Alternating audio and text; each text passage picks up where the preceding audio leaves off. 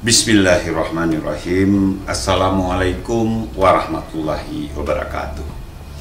Di era kemajuan teknologi digital seperti sekarang ini, menuntut kita untuk selalu berinovasi agar menemukan cara-cara yang lebih baik, yang lebih efisien, mudah, serta konsisten.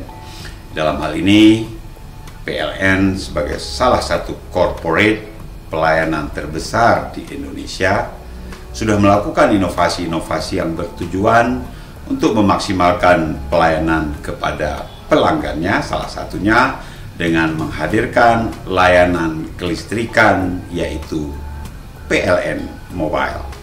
Dalam aplikasi PLN Mobile ini ada begitu banyak fasilitas untuk pelanggan yang bisa didapatkan hanya dalam genggaman. Semuanya sangat memudahkan masyarakat dalam mendapatkan layanan dari perusahaan listrik negara.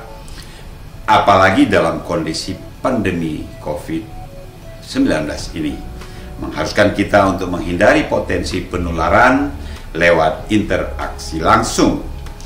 Untuk itu, Bapak Ibu sekalian, saya Nova Iriansyah, Gubernur Aceh, atas nama pemerintah Aceh menyampaikan apresiasi dan selamat atas hadirnya aplikasi PLN Mobile ini.